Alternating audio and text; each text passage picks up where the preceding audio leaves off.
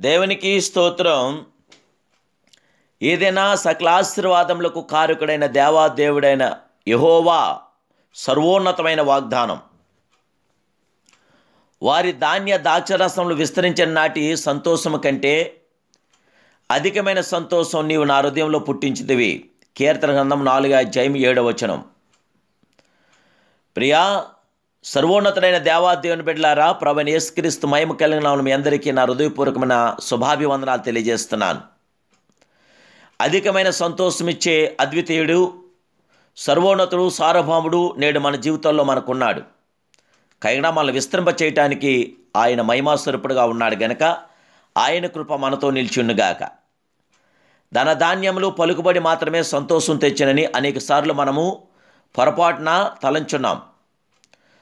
అవి జీవిత సుఖభోగములకు తోడ్పడవచ్చును కానీ అవి నిజమైన సంతోషం ఎన్నడూ ఇవ్వని ప్రవణిస్తున్నాములు తెలియజేస్తున్నాను.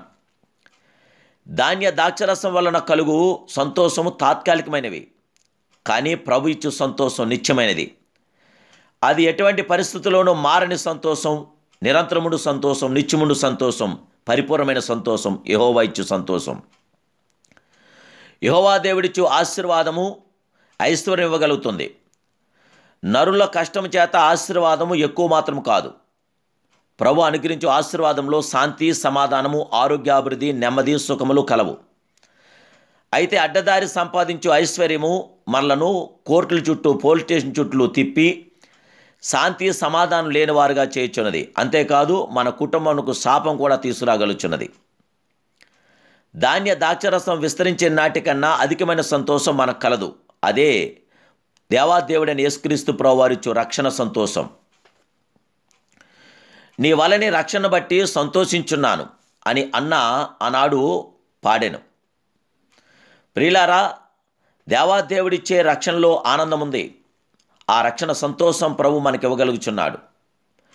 మీరు ఆనందపడి రక్షణాధారములైన బావుల్లో నుండి నీరు చేదుకొండ్రని యెషయా ప్రవక్త ప్రవచిస్తున్నాడు. అందువలనే రాజుకు దావీదు, నీ రక్షణానందం నాకు మరలా పుట్టించను ప్రభువా, సమ్మతిగల మనసును నాకు కలుగు చేయండి, నన్ను దృఢపరచండి అని ఆ దేవాదేవుడి పట్టు తన హృదయాన్ని ప్రార్థన చేస్తున్నాడు.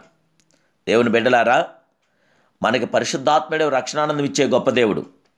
సంతోష మార్గము బైబిల్ చక్కగా తెలియజేస్తుంది. పాప సంతోషములకు దూరమై క్రీస్తు దయచే సంతోషంతో నింపబడి నిత్యానందం పొందాలని ప్రభుపేట మీకు తెలియజేస్తున్నాను. యెహోవా విమోచించబడిన వారు పాటలు పాడుచూ తిరిగి సియోనుకు వచ్చెదరు. వారి తల మీద నిత్యానందం ఉన్నది. యెషయా గ్రంథం 35:9 మనం చూస్తున్నాం.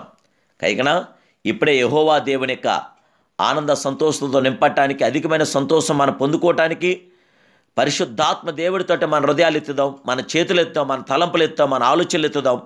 ఆయనతో తిరిగి మనం ప్రార్థన చేద్దాం, రక్షణానందం పొందుదాం, ప్రభులో కొనసాగుదాం, దేవుడిచ్చే ఆనందాలతో మనం తొలతూగుదాం, పరిశుద్ధాత్మ దేవుడికి మహిమార్థంగా మనం జీవిందాం. ప్రియులారు, ఈ లోకాన్ని నమ్ముకుని కాదు, ప్రభు నమ్ముకుని ముందుకెళ్దాం. ఈ లోక సుఖభోగాలు కరెక్ట్ కాదు, ప్రభు ద్వారా వచ్చే ఆనందం కరెక్ట్. కనుక అట్టి ఖచ్చితమైన ఆనందాన్ని, ఆశీర్వాదాన్ని పొందటానికి ఇప్పుడే ఒక నిర్ణయం తీసుకోండి.